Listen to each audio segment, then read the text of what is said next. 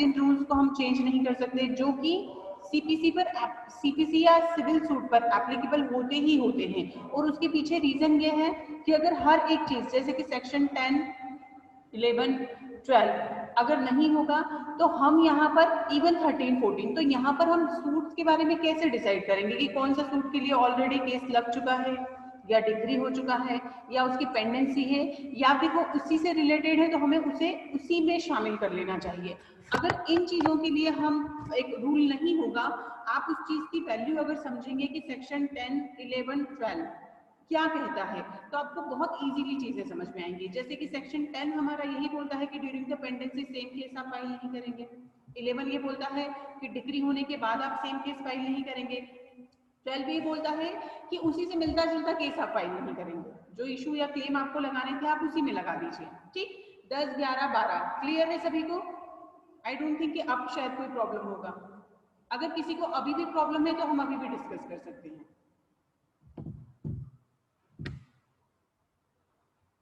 Ankita, Priyanka, Diksha, Preksha,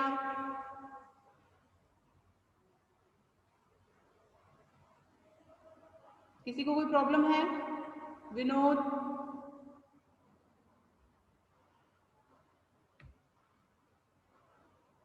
how lazy you all, reply तो करो।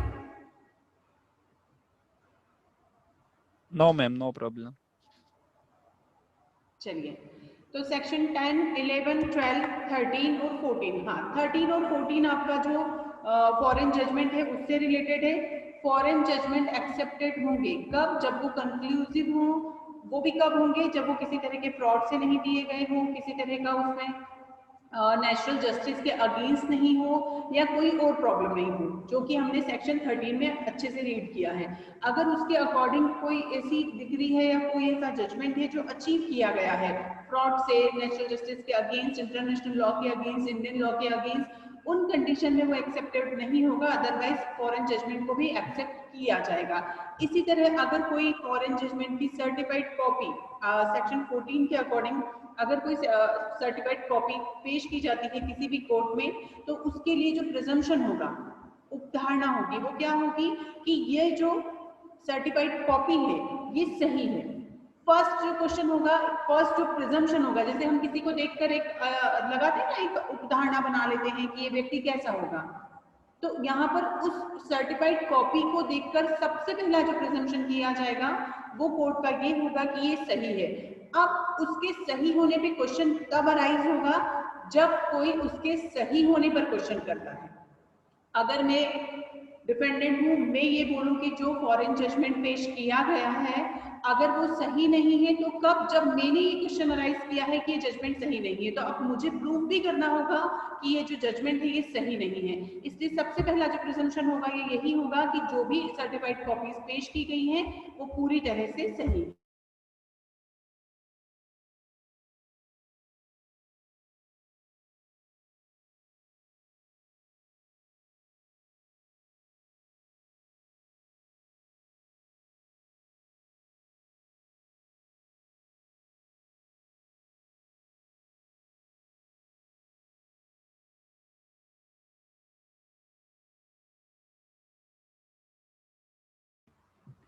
ठीक है, क्लियर है? अब आज हम लोग नया टॉपिक स्टार्ट करेंगे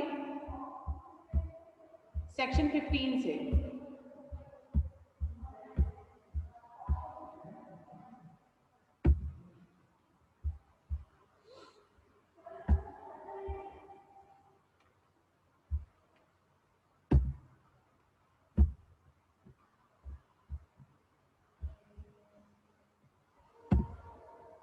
देखिए, सेक्शन 15 जो है आपका, इसमें चैप्टर भी डालिएगा, चैप्टर 8 प्लेस ऑफ सुइंग। इसमें सभी लोग चैप्टर की हेडिंग डालेंगे।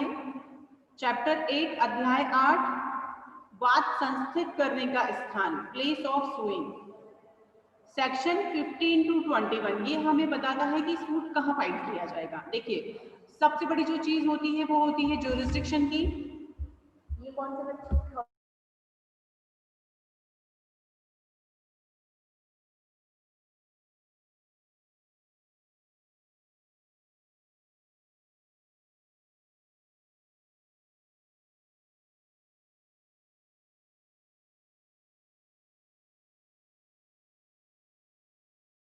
एक मिनट, जो लोग एग्जाम फॉर्म अभी फिल कर रहे हैं प्लीज स्टॉप कर दीजिए। ईआरपी का कोई इशू है तो आप लोग एग्जाम फॉर्म अभी फिल नहीं करें please.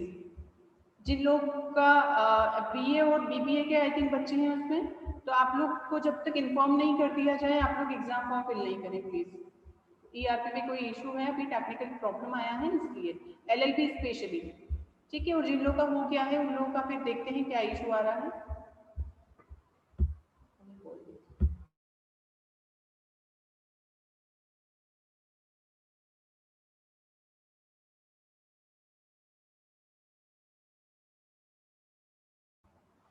Place of suing section 15 to 21। देखिए आप सभी को इतना जुरिस्डिक्शन बहुत मैटर करता है केस लॉज में, आप सभी को इस बारे में पता है, हम लोगों ने पहले भी डिस्कस किया है।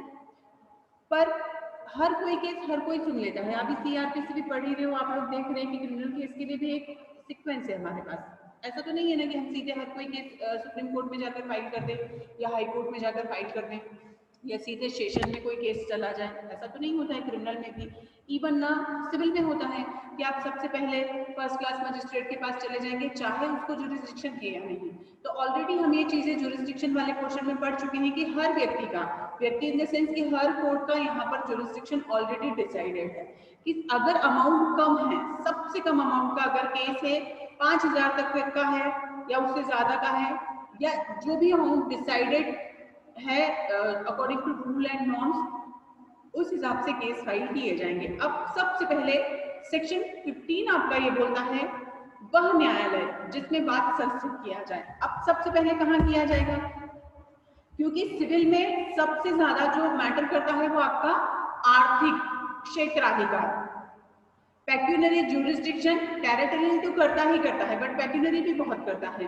क्या मैं सेकंड क्लास जज के यहाँ पर द्वितीय जो आपके द्वितीय व्यवहार न्यायाधीश, हिंदी में इसे बोला जाता है द्वितीय श्रेणी व्यवहार न्यायाधीश, सेकंड क्लास जज, मजिस्ट्रेट क्रिमिनल में बोलेंगे, व्यवहार न्यायाधीश हिंदी में बोला जाता है।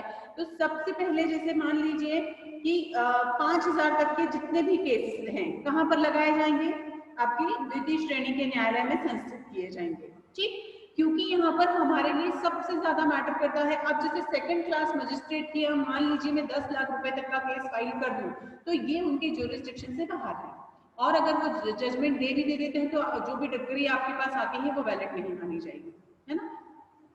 आप लोग पढ़ चुके हैं, इतना तो पहले भी हम लोगों ने डिस्कस किया है। तो सबसे पहला सेक्शन 15 हमें ये बताता है कि यहाँ बहुत मैटर करता है कि कहाँ पर, तो निम्नतम श्रेणी के न्यायालय में। निम्नतम कौन से, ये इंक्लूडेड है यहाँ पर, इस पर्टिकुलर सेक्शन का डेफिनेशन ही यह है कि कहाँ पर, तो निम्नतम श्रेणी। निम्नतम श्रेणी सबसे लोएस्ट ग्रेड, लोएस्ट ग्रेड से मतलब यहाँ पर है कि ये तो जब आप प्रेजेंटेशन में कोई केस फाइल करने जाते हैं तो हमें वहीं पर बता दिया जाता है कि आपका केस किस कोर्ट में फाइल होगा। जैसे कि जब हम कोई एप्लीकेशन फाइल करते हैं तो हमारे यहाँ डिस्ट्रिक्ट कोर्ट में एक पूरा का पूरा डिपार्टमेंट होता है प्रेजेंटेशन का। ऐसा नहीं है कि हमारा केस सबसे पहले सीधे जज के यहाँ पर चला जाता है, नहीं, हम लोग प्रेजेंटेशन में जाते हैं और प्रेजेंटेशन में पहले अपना केस फाइल करते हैं। तो वहाँ प्रेजेंटेशन में हमारा केस जब हम देते हैं, वहाँ पर जो बाबू लोग और जो भी ऑफिसर्स वहाँ पर बैठे रहते हैं वही हमें देखकर बता देते हैं कि आपका जो केस है, अब वो कैसे देखकर बताएंगे, आपने जो क्लेम किया है वो अमाउंट मीन्स आपने जो पूरा का पूरा हम लोग डिसाइड करते हैं कि आपका कितने तक का केस है, उसके अकॉर्डिंग हम लोग स्टैंप ड्यूटी लगाते हैं। तो उस स्टैंप ड्यूटी के अकॉर्डिंग किस कोर्ट में केस भेजा जाएगा, तो निम्नतम श्रेणी के न्यायालय में जाएगा, लोवेस्ट ग्रेड में वो शामिल किया जाएगा जो भी उसके जुरिस्डिक्शन में आता है। यहाँ कंफ्यूज नहीं होना है कि क्या 3 लाख का केस भी निम्नतम में लगा दिया जाएगा, नहीं, 3 लाख का हो, 10 लाख का हो, 15 लाख का हो, जो उसके जुरिस्डिक्शन में आता है। बट सबसे पहले कहाँ, जो कि उसकी सबसे लोअर है। आप डायरेक्ट हाई कोर्ट में या सुप्रीम कोर्ट में या हायर कोर्ट में नहीं जा सकते हैं। हमारे पास क्या सीक्वेंस है, सुप्रीम कोर्ट, हाई कोर्ट, जिला न्यायालय, उसके बाद जिला न्यायालय में अधीनस्थ न्यायालय, सब ऑर्डिनेट कोर्ट। तो यहाँ सब ऑर्डिनेट में जिसके पास जुरिस्डिक्शन है वहां पर। सिंपल। सेक्शन 15 में किसी को कोई डाउट है?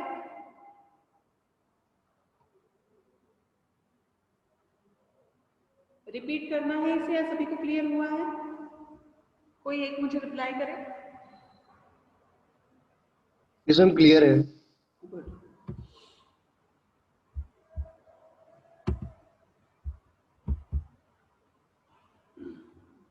देखिए फिर है आपका सेक्शन 16 समझने वाला का सेक्शन, जैसे कि आपको बहुत अच्छे से समझना है, यहाँ पर कंफ्यूज नहीं होना है।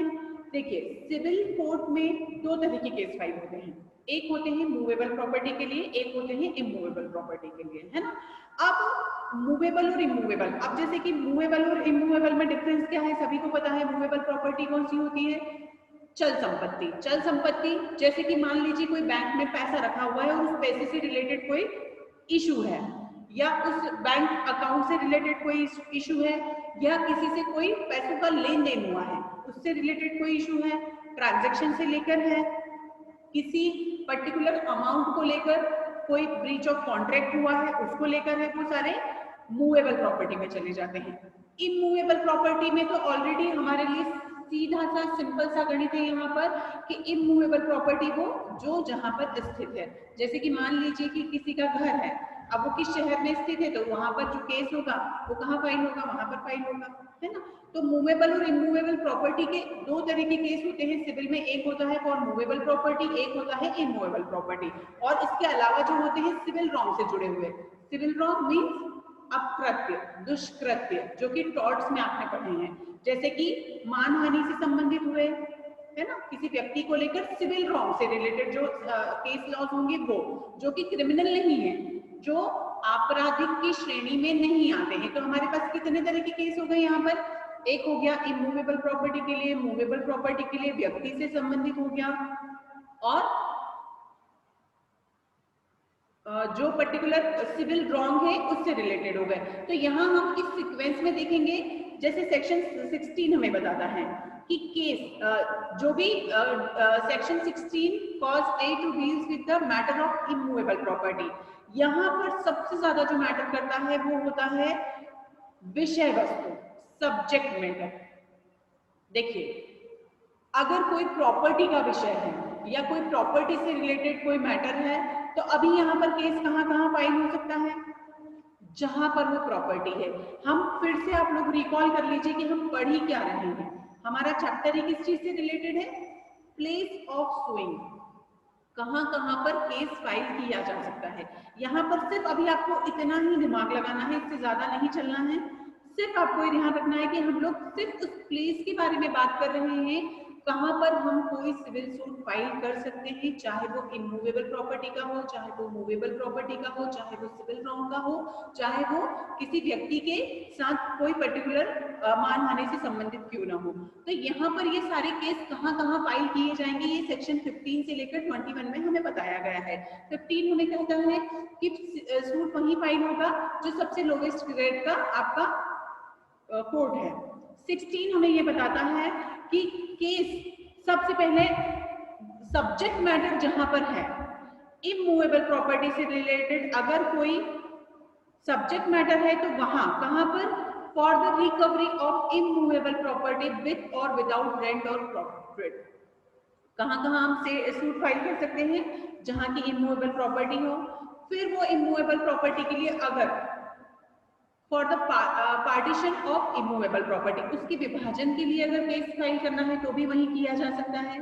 फिर इवन अचल संपत्ति में भी उन्होंने इतने सारे पॉइंट्स हमें बता दिए हैं कि अचल संपत्ति में कहाँ, अगर सबने इसे रीड कर लिया है तो इसका हिंदी का भी स्लाइड है, वो भी आप लोग देख सकते हैं। कहाँ वादों का संस्थित किया जाना जहां विषय वस्तु स्थित है, किसी विषय द्वारा विहित धन या धन संबंधी, अब धन संबंधी अगर एक शब्द आ गया है तो परिसीमा के अधीन रहते हुए, मतलब कि आपकी जो लिमिटेशन है, लिमिटेशन एक्ट में जो बताया गया है उसके अकॉर्डिंग आप कहाँ फाइल करेंगे, जहां पर भाटक या लाभ के सहित या रहित स्थावर संपत्ति के प्रत्युत्तरण के लिए। अब देखना आप सभी लोग समझ पाएंगे कि हिंदी ज्यादा टफ है या इंग्लिश ज्यादा टफ है ना। इसका इंग्लिश ज्यादा इजी है, तो आप लोग यही वाली सामने रखिए slide. For the recovery of immovable property with और विदाउट रेंट और प्रॉफिट, सबसे पहली चीज ये कि हम यहाँ पर भी जहां पर इमूवेबल प्रॉपर्टी है, फिर उसके पार्टीशन के लिए भी अगर केस फाइल करना चाहते हैं तो सेम प्लेस पर कर सकते हैं। For foreclosure, sale or redemption in the case of mortgage or of और चार्ज अपॉन इमूवेबल प्रॉपर्टी। ये लाइन शायद सभी के लिए टफ हो, तो इसका हिंदी भी आप लोग देख लीजिए। स्थावर संपत्ति के बंधक की या उस पर के भार की दशा में पूर्वबंध विक्रय या मोचन के लिए। देखिए फॉर फोरक्लोजर, पहले तो फोरक्लोजर समझ लीजिए क्या होता है। सभी लोग मॉर्गेज के बारे में जानते हैं, जैसे कि कोई प्रॉपर्टी को गिरवी रखा है या बंधक रखा है ना। टीपी में और अच्छे से आपको पढ़ने को मिलेगा। अगर किसी प्रॉपर्टी को हमने बंधक रखा है, मॉर्गेज पर रखा हुआ है, और वो व्यक्ति, रिडम्पशन का मतलब होता है मोचन, उसे छुड़ा लेना, उसे छुड़ा नहीं पाता है, तो या तो उस प्रॉपर्टी को फोरक्लोजर मतलब वह व्यक्ति अपने अंडर में ले ले जिसके पास उसे मॉर्गेज रखा गया है, ठीक, या उसे बेच दिया जाए, या उसे वो व्यक्ति जो कि उसको रिडम्पशन करवा सकता है, मतलब मेरी प्रॉपर्टी हो और अब मैं उसका जो मैंने मॉर्गेज पर रखा था मैं सारा अमाउंट देकर अपनी प्रॉपर्टी का रिडम्पशन कराना चाहूँ तो मैं उसका रिडम्पशन करा सकती हूँ। इन संबंधित ये जितने भी मॉर्गेज और रिडम्पशन से रिलेटेड जितनी भी मूवेबल प्रॉपर्टी है, इमूवेबल प्रॉपर्टी है, उस इमूवेबल प्रॉपर्टी के लिए भी केस कहाँ फाइल होगा, जहां पर वो प्रॉपर्टी स्थित है। मैं रिपीट करूंगी क्योंकि पता है शायद थोड़ा सा नहीं समझ आया हो। अगर कोई इमूवेबल प्रॉपर्टी है जो मॉर्गेज रखी गई है, उस मॉर्गेज प्रॉपर्टी के लिए फॉर फोरक्लोजर अगर कोई व्यक्ति जिसने उसे मॉर्गेज रखा है वो नहीं छुड़ा पाता है तो उसके फोरक्लोजर के लिए केस कहाँ फाइल होगा, जहां पर वो मॉर्गेज इमूवेबल प्रॉपर्टी है, या उसके सेल के लिए वहीं पर, उसके रिडम्पशन के लिए भी वहीं पर। इन तीनों कंडीशन में वो प्रॉपर्टी जहां पर स्थित है वहीं पर केस फाइल किया जाएगा, ठीक। फिर for the determination of any other right to or interest in immovable property, अगर किसी पर्सन का कोई इंटरेस्ट है या कोई राइट है या उस अधिकार को निश्चितता दिया जाना है, तो उस संबंध में भी स्थावर संपत्ति में किसी अधिकार या हित की अवधारणा के लिए, किसी व्यक्ति के हित या अवधारणा के लिए, अगर जैसे कि मैं ये चाहती हूँ कि मेरी कोई प्रॉपर्टी है उसमें ये डिक्लेयर किया जाए कि वो प्रॉपर्टी मेरी है और मेरे अधिकारों को निश्चित किया जाए, तो यहाँ पर वो प्रॉपर्टी के लिए केस कहाँ पे फाइल कर सकती हूँ, जहां पर वो प्रॉपर्टी है वहां पर। मुंबई में है तो मैं मुंबई में केस फाइल करूंगी। For compensation for wrong to immovable property, अगर किसी इमूवेबल प्रॉपर्टी के लिए किसी तरह का अनुतोष कंपनसेशन हमें चाहिए तो उसके लिए भी हम केस कहाँ फाइल करेंगे, वहां जहां पर वो इमूवेबल प्रॉपर्टी है। अगर किसी प्रॉपर्टी की कुर्की किया जाना है उस कंडीशन में भी कहा, जहां की, अब एक और पॉइंट इसमें है कि अगर कोई मूवेबल प्रॉपर्टी है, वो मूवेबल प्रॉपर्टी की कुर्की के लिए या उस मूवेबल प्रॉपर्टी के किसी राइट्स को लेकर या डिक्लेरेशन को लेकर अगर कोई सूट फाइल किया जाना है तो कहाँ किया जाएगा, जहां पर की कोर्ट का ज्यूरिसडिक्शन आता है। भाई मैं नॉन स्टॉप बोल रही हूँ, मुझे कोई एक बताएगा कि मेरी आवाज आ रही है सभी को प्रॉपर, क्योंकि ये बहुत ज्यादा इंपॉर्टेंट चैप्टर है। यस मैम, आ रही है ना सभी को आवाज प्रॉपर? Yes ma'am. ओके, तो यहाँ पर मूवेबल चल संपत्ति का अगर कोई मैटर है, 16 सिर्फ इमूवेबल प्रॉपर्टी के साथ मूवेबल प्रॉपर्टी में एक लाइन यहाँ मेंशन की गई है कि अगर कोई मूवेबल प्रॉपर्टी है तो उसके लिए अगर कोई केस फाइल किया जाएगा तो कहाँ, जहां पर कि अगर वो कुर्की से रिलेटेड है तो कहां पर, जहां की उसका ज्यूरिसडिक्शन आता है, ठीक। इसके अलावा कोई भी लोकल ज्यूरिसडिक्शन या ऐसी प्रॉपर्टी या केस हम कहाँ फाइल कर सकते हैं, इसके अलावा 3 कंडीशन और है यहाँ पर, जहां पर कि जिसके अगेंस्ट हमें केस लगाना है। अगेंस्ट मतलब डिपेंडेंट, डिपेंडेंट प्रतिवादी, प्रतिवादी जहां रहता है, जहां उसका रेसिडेंस है वहां पर, प्रतिवादी जहां पर रहता है वहां पर, और इसके अलावा जहां पर कोई बिजनेस किया गया है, कारोबार किया गया है वहां पर, इसके अलावा कोई व्यक्ति प्रॉफिट गेन करने के लिए कोई काम करता है वहां पर, ठीक। यहाँ 16 में इतनी कंडीशंस आपको बता दी गई हैं, 16 में ही एक इन सारी कंडीशंस के साथ तो हम सूट फाइल कर ही सकते हैं जहां पर कि इमूवेबल प्रॉपर्टी है। मतलब यहाँ 2 चीजें क्लियर होती हैं, एक तो इमूवेबल प्रॉपर्टी कहाँ है वहां हम केस फाइल कर सकते हैं। सेकंड थिंग, जहां पर डिपेंडेंट रहता है, पहली चीज। सेकंड, जहां पर डिपेंडेंट बिजनेस करता है। और थर्ड, जहां पर डिपेंडेंट कोई भी ऐसा काम करता है जिससे उसे लाभ प्राप्त होता हो। जैसे कि मान लीजिए कि वो बिजनेस के सिलसिले में कहीं किसी ऐसी जगह पर जाता है जहां पर उसका बिजनेस वो करता है, तो जरूरी नहीं एक ही जगह है, कई सारे डीलर से, उन लोगों से वो डील करता है।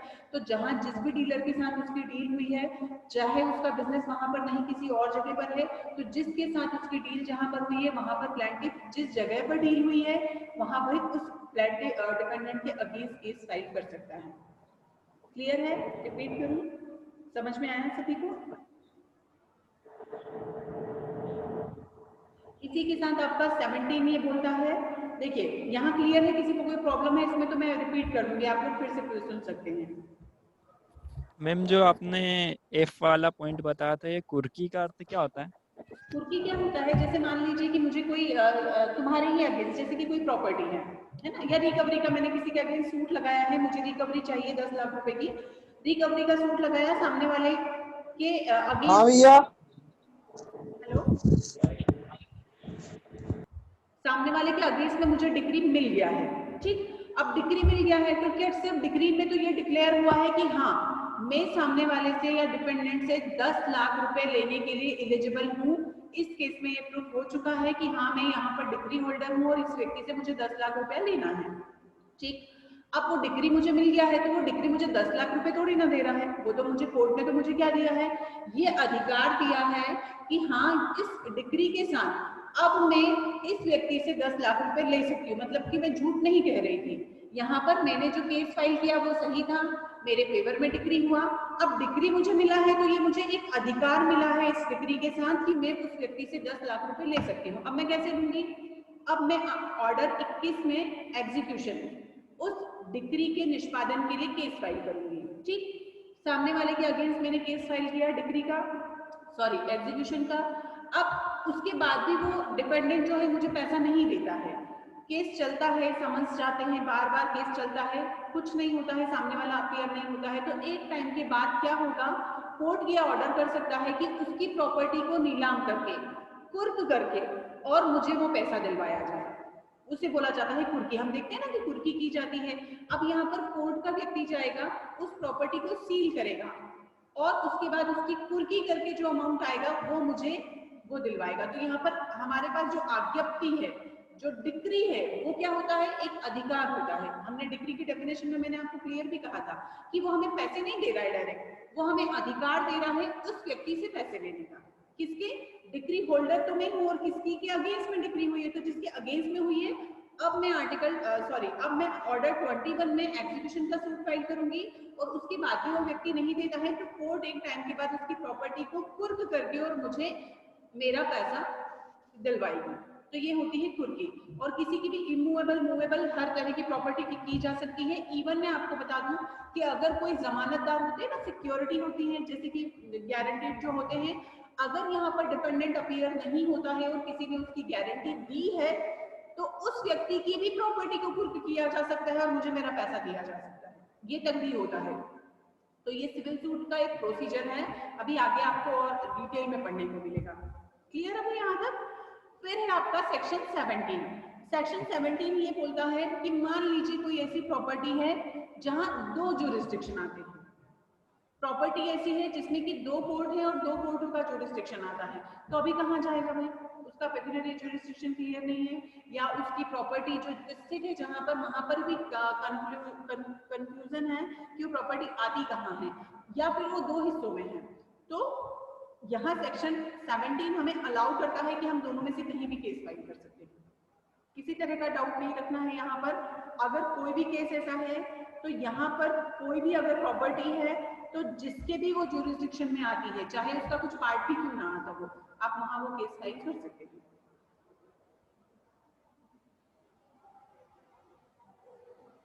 क्लियर?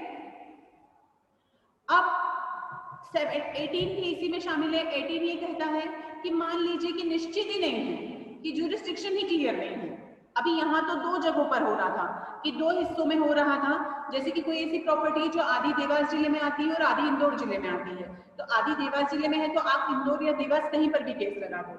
अब कोई ऐसी प्रॉपर्टी है जिसका जुरिस्डिक्शन ही क्लियर नहीं है कि उसका बहुत कम पार्ट किसी और जिले में आता है, उज्जैन में आता है, बहुत कम पार्ट इंदौर में आता है और बहुत थोड़ा सा उज्जैन में आता है, अभी क्लियर नहीं है ना कि हम कहाँ पर फाइल करेंगे। तो जहां पर एकदम ही अनिश्चितता है, अनसर्टेनिटी है, वहां पर हम कहाँ फाइल करेंगे केस को, कहाँ करेंगे, कहीं भी। जहां भी निश्चित नहीं है वहां पर किसी भी न्यायालय में कर सकते हैं जो कि कहीं किसी भी पार्ट के जुरिस्डिक्शन में आता है। ये सारे सेक्शन पढ़ने के पीछे मैं आपको रीजन बता दूं कि ये जो कंफ्यूजन होता है ना, जैसे कि मान लीजिए कि अगर कोई डिग्री ऐसे न्यायालय से दे दी जाती है जिसे कि उसे पढ़ने का या उसका विचारण करने का या जो भी केस चलता है उसे देखने का राइट नहीं था, उस कंडीशन में वो डिग्री अनवैलिड ना हो जाए, और अगर वो इनवैलिड हो जाती है तो फिर वो डिग्री तो हमारे काम की नहीं है। इसीलिए यहाँ पर सेक्शन 15 से लेकर 21 तक इन सारे डाउट्स क्लियर कर दिया गया है कि कौन कौन से जुरिस्डिक्शन है और कहाँ कहाँ कौन से ऐसे प्लेसेस हैं, कौन सा ऐसा स्थान है जहां पर हम केस फाइल कर सकते हैं। पहला बहुत सिंपल है, पहला सबसे निम्नतम न्यायालय में हम लगाएंगे, लोएस्ट कोर्ट में, फिर हम जहां पर इमूवेबल प्रॉपर्टी है, फिर जहां डिपेंडेंट रहता है, फिर जहां डिपेंडेंट बिजनेस करता है, फिर जहां डिपेंडेंट किसी तरह का लाभ लेता है, फिर सेक्शन 17 में अगर दो तरह के जुरिस्डिक्शन है तो दोनों में से कहीं भी, और फिर सेक्शन 18 में जहां पर भी जुरिस्डिक्शन निश्चित नहीं है वहां पर जहां भी किसी भी तरह का जुरिस्डिक्शन में कोई पार्ट तो कवर करता ही होगा, ऐसा तो पॉसिबल ही नहीं कि जुरिस्डिक्शन कोई ऐसी प्रॉपर्टी या ऐसा लैंड तो हमारे पास आज के डेट में है ही नहीं कि क्लियर ही ना हो पाए कि इसका जुरिस्डिक्शन कौन सा आएगा। जहां कंफ्यूजन है वहां पर अकॉर्डिंग टू पेक्यूलियर जुरिस्डिक्शन उस प्रॉपर्टी को ले लिया जाएगा। अब सेक्शन 19 जो है वो थोड़ा सा डिफरेंट है, इसलिए डिफरेंट है कि वो शरीर या जंगम संपत्ति, जंगम संपत्ति से मतलब होता है चल संपत्ति, लिख लीजिएगा सभी लोग, मूवेबल प्रॉपर्टी, शरीर या जंगम संपत्ति के प्रति दिए गए दोषों के लिए प्रतिकर के लिए वाद। Section 19 states that where a suit is for compensation for wrong done in the person टॉट, यहां ब्रैकेट में लिखा हुआ है, और to movable property. Movable property में अब अगर इस तरह का कोई केस फाइल किया जाना है तो कहां पर, पहली चीज तो जहां पर कि इस तरह का एक्ट किया गया है, फर्स्ट थिंग। सेकंड थिंग वही चीज आ जाती है कि जहां पर डिपेंडेंट मूवेबल प्रॉपर्टी से रिलेटेड अगर मुझे कोई केस सूट फाइल करना है तो मैं कहां करूंगी, उस सूट को फाइल कहां किया जाएगा, जहां पर कि वो प्रतिवादी डिपेंडेंट रहता है, कारोबार करता है या कोई प्रॉफिट गेन करता है। यहाँ पर इन दोनों कंडीशन में से कोई भी कंडीशन में केस फाइल किया जा सकता है, ठीक है, क्लियर है, किसी को कोई डाउट है इसमें। अब जैसे मान लीजिए किसका वो है इलस्ट्रेशन, जो है दिल्ली में निवास करता है, दिल्ली में रहता है, कलकत्ता में ब को पीटता है। अब ब कहाँ कहाँ लगा सकता है केस, ए ने जो दिल्ली में रहता है बी को कलकत्ता में उसकी पिटाई की, कहाँ कहाँ केस फाइल कर सकता है, कोई बताएगा मुझे।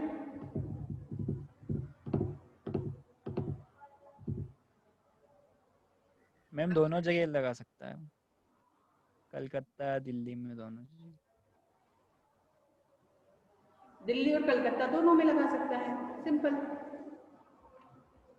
और इसी के साथ अगर बिजनेस, अभी एक और चीज है, जैसे कि मान लीजिए ए और बी दोनों के बीच में बिजनेस हुआ, बिजनेस होता है मुंबई में, एक जो डील है वो होती है चेन्नई में, और जो बी है वो रहता है बैंगलोर में। अब तीनों में से कहाँ केस फाइल किया जा सकता है, दोनों के बीच में जो बिजनेस हुआ है वो मुंबई में हुआ है, डील हुई है चेन्नई में हुई है, और डिपेंडेंट जो रहता है बैंगलोर में रहता है, कहाँ कहाँ केस फाइल किया जा सकता है, तीनों जगह कर सकते हैं, तीनों जगह पर ही फाइल कर सकते हैं हम। क्यों, क्योंकि डिपेंडेंट जहाँ रहता है वहां भी, जहाँ वो लाभ लेता है वहां भी, और जहाँ बिजनेस किया जाता है वहां भी। तो यहाँ पर चाहे मूवेबल प्रॉपर्टी के लिए ही क्यों ना हो, तीनों कंडीशन एप्लीकेबल होगी, सेम चीजें इमूवेबल पर भी एप्लीकेबल होगी। कुछ केस लॉज आप लोग नोट डाउन कर लीजिए इसमें, जैसे सेक्शन 15 के लिए है बयालाल वर्सेस टीकाराम 1970 का है। यहाँ क्लियर करिएगा, फिर से सुनिए, भैयालाल वर्सेस टीकाराम 1970।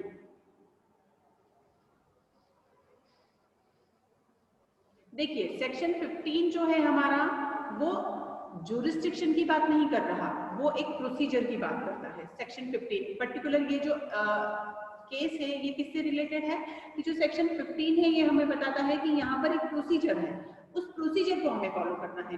क्या हम डायरेक्ट, जैसे कि आप लोगों को कोई भी प्रॉब्लम होता है तो आप आपके टीचर से डिस्कस करते हैं, देन एचओडी तक जाते हैं, देन रजिस्ट्रार तक जाते हैं, है ना। अभी क्या डायरेक्ट हम हायर अथॉरिटी पर जाते हैं? नहीं। मतलब एक प्रोसेस, हर एक चीज में, बहुत छोटी सी चीज हो चाहे बड़ी चीज हो, एक प्रोसेस होता है, उस प्रोसेस को हम फॉलो करते हैं। सेक्शन 15 जो बनाया गया है वो प्रोसेस के लिए बनाया गया है, न कि ज्यूरिसडिक्शन के लिए। पर सेक्शन 16 जो है वो ज्यूरिसडिक्शन डिसाइड करता है कि कौन सी चीजें ऐसी हैं जो कि ज्यूरिसडिक्शन में आती हैं। सेक्शन 16 के लिए केस लिखिएगा, प्रियंका विवेक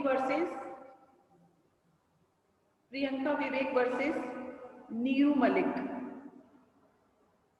2009 का है ये केस, जहां पर हम किसी डिक्लेरेशन के लिए या हमारे इंटरेस्ट के लिए, हमारे राइट के लिए सूट फाइल करेंगे तो हम लोकल ज्यूरिसडिक्शन में ही उस केस को फाइल करेंगे। ठीक, ये केस इससे रिलेटेड है कि जब हम किसी पर्टिकुलर चीज के लिए केस फाइल करते हैं तो हम वही करेंगे जहां पर कि उसका लोकल ज्यूरिसडिक्शन आता है।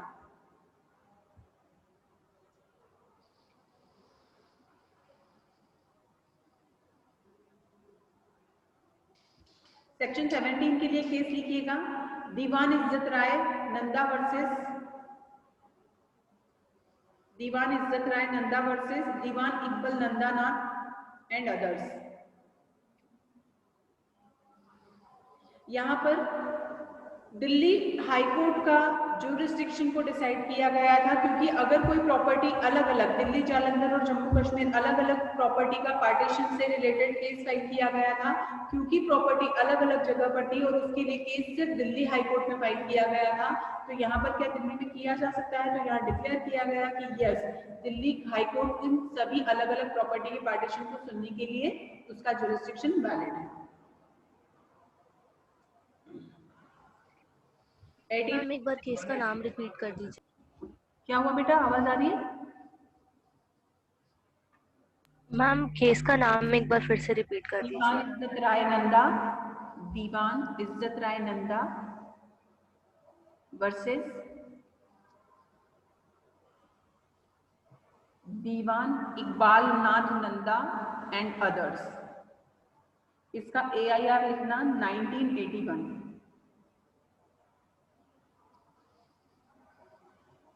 पर्टिकुलर ये सेक्शन एक तरह का कंफ्यूजन दूर करता है कि ज्यूरिसडिक्शन में कहाँ, ये केस किससे रिलेटेड था? इमूवेबल प्रॉपर्टी के पार्टीशन से रिलेटेड था। अब अगर प्रॉपर्टी 3 अलग अलग जगह पर है तो क्या एक ही जगह पर दिल्ली हाई कोर्ट में अगर केस फाइल किया गया है तो जम्मू कश्मीर में जो प्रॉपर्टी है क्या उसके लिए यहाँ पर केस सुन सकती है दिल्ली हाई कोर्ट?